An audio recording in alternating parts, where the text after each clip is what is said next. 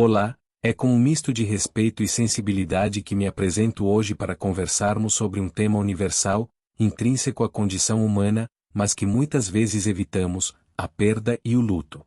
Em algum momento de nossas vidas, todos nós nos depararemos com a ausência. A perda de um ente querido, o fim de um relacionamento significativo, a partida de um amigo, a perda de um emprego, de um sonho acalentado. A vida, em sua inevitável dança, nos apresenta momentos de alegria e de profunda saudade. E é nesse espaço entre a presença e a ausência que reside o luto. O luto não é uma doença, nem uma fraqueza. É uma resposta humana natural e necessária à perda.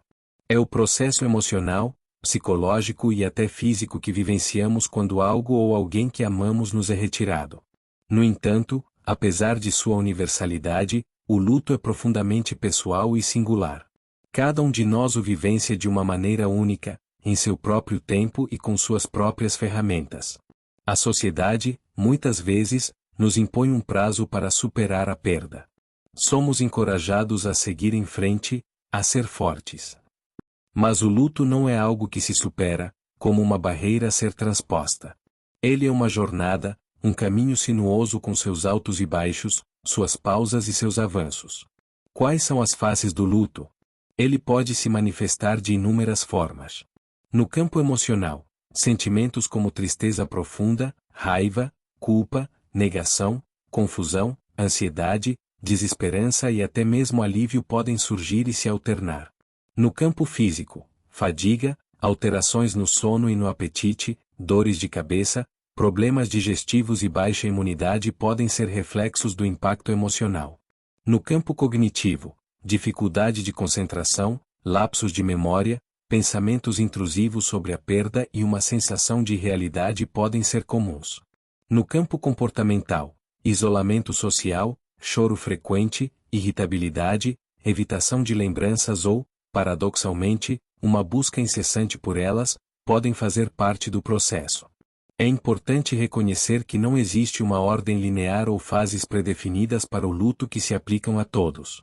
O modelo das 5 fases do luto, negação, raiva, barganha, depressão e aceitação, proposto por Elizabeth Kubler-Ross, embora tenha sido importante para iniciar a discussão sobre o tema, é hoje compreendido como uma possível experiência, e não uma regra rígida. As pessoas podem experimentar essas fases em ordens diferentes, pular algumas delas ou vivenciá-las repetidamente. O que pode nos ajudar a navegar por essa jornada do luto? Permitir-se sentir. Não há emoções certas ou erradas no luto. É fundamental permitir-se sentir a dor, a tristeza, a raiva. Reprimir esses sentimentos pode prolongar o sofrimento. Buscar apoio, conversar com amigos, familiares, participar de grupos de apoio ou buscar a ajuda de um profissional de saúde mental pode oferecer conforto, compreensão e ferramentas para lidar com a dor. Cuidar de si, em meio à dor, é crucial tentar manter hábitos saudáveis, como alimentação equilibrada, sono regular e alguma atividade física, mesmo que seja um breve passeio. Honrar a memória. Encontrar maneiras de manter viva a memória da pessoa ou do que foi perdido pode ser reconfortante. Isso pode envolver compartilhar histórias, olhar fotos, criar rituais ou dedicar-se a algo que era importante para quem se foi. Ser gentil consigo mesmo, o luto leva tempo. Não se cobre para ficar bem rapidamente.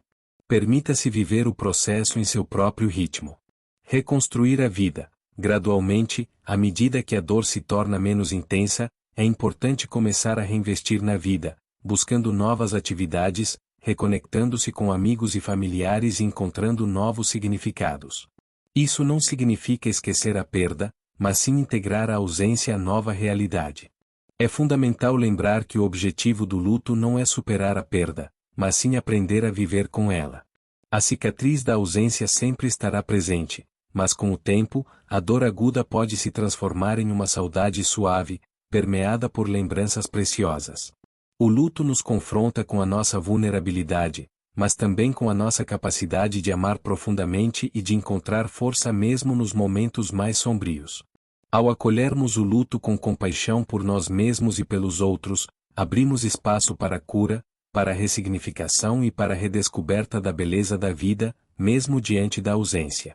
Que possamos ser mais gentis com aqueles que estão enlutados e mais compreensivos com a complexidade desse processo.